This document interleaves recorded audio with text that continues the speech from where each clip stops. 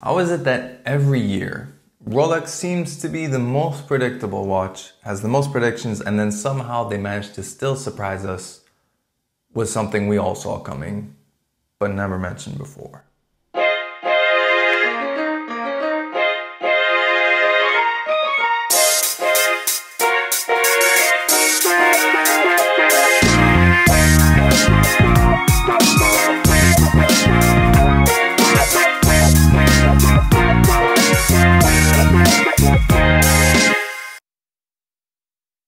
Hi everyone and welcome to Shaluso, and yes, today I am talking about my predictions for Rolex for 2022. And just like I've done in previous years, I'm going to start out with what I think is sort of the most realistic and then gradually go into sort of the less realistic or more sort of I wish they'd make it but they never will category of predictions.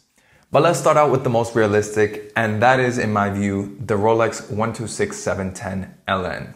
Now the reason why I think this is a realistic possibility is twofold. First off, they don't have a full black ceramic version in the collection right now. Secondly, they have shown a pattern of backtracking a little bit on the big changes they've made since 2018 when it comes to the GMT Master II. So a quick history lesson. In 2018, we got the GMT Pepsi on a steel Jubilee. The next year after that, we got the Jubilee Batman. It started to look as if they were separating the GMT Master line from the Submariner, in the sense that Submariners would have oyster bracelets for their steel models, and their precious metals would only be either yellow gold or yellow gold two-tone. Meanwhile, they were going to have only Jubilee for the steel GMTs, and in terms of precious metal, you would only have rose gold or rose gold two-tone. And of course, both of them still shared white gold variants as well. That looked like the direction they were going. In 2020, they actually didn't make any changes to the collection, but then last year, they backtracked.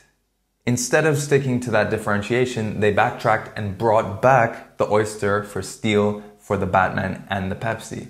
So if they're following this course, then the next logical step for them to backtrack on the GMT Master is to also reintroduce the black bezel version, which was discontinued when they introduced the new 126710 series. Another reason why I think this could be possible this year is because it marks 15 years since the original 2007 116710 LN, which was the first black ceramic steel supercase GMT Master. Now that one had a green GMT hand, carrying on from what was introduced in the 2005 model in yellow gold, which was an anniversary piece. So they kept sort of that theme. Now I think it's a perfect opportunity for them to bring back the red GMT hand, which we haven't seen since the 5-digit versions. And then the last thing about this is that right now we're 5 years into this new generation of GMTs. Most of Rolex's latest collections have lasted about 10 years, so we're about halfway through the cycle essentially. So what that means is that by introducing the black bezel with the red GMT hand, they're slowly paving the way for the Coke, which is really the only thing they haven't addressed in this ceramic era. I personally think that'll eventually come, and it'll probably be in a white gold variant to start, and then maybe steel towards the end of the life cycle of this generation, but that's just my speculation. Moving on to my next prediction, we have the Rolex Milgauss 126400. Now the Milgauss and the Air King both are the only ones really that remain with the 3130 movement, so they're both definitely due for an upgrade. The Air King, honestly, I don't know what direction they could possibly go with that, so I haven't really bothered with it. The Milgauss though, I think what they will do is they'll pare it back a little bit and bring it a bit closer to some of the original Milgausses, like the reference 6541 and 6543. So with my rendering of that, I predict they'll keep it at the same size as 40mm, just to differentiate it a little bit from the Datejust and Oyster Perpetual. And what I think they'll do is they'll bring it back to those in the sense of having the black and red color scheme like we saw in the 6541. And also what I've added is a little bit of a play on the original honeycomb dial and the brick dials that we saw last year. So sort of like a smoky brick effect, just to bring a bit of texture to the dial, keep the Milgauss being one of their more sort of interesting and elaborate watches. Now moving on to Tudor, just one prediction for this year for Tudor, and I'm still putting my money on them doing something new with the GMT line. So the Black Bay GMT was introduced in 2018 and has received no changes since then. Meanwhile, they've made changes to the regular diver style Black Bays by introducing the 58 and its variants. They've introduced new variations on the Chrono with the Panda and the two-tone. They've even introduced new versions of the Pelagos. Really, the GMT is the only one that hasn't seen any changes whatsoever in the last 5 years. So that's why I think they're right for making a change.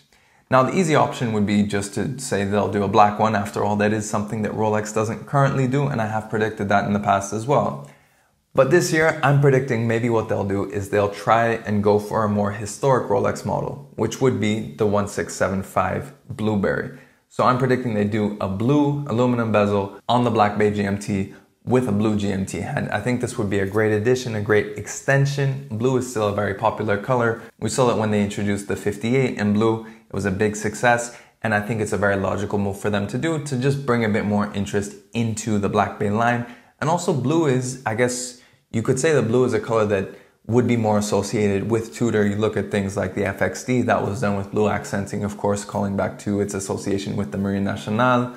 So I think it's a logical step for Tudor and a great way to reinvigorate some energy into the Black Bay GMT line. So those are my predictions for 2022 for Rolex and Tudor. Let me know in the comments below which one is your favorite, which one do you think is most likely to happen, and what are your predictions for the new releases from Rolex in 2022. I'd love to know you guys' thoughts in the comments below.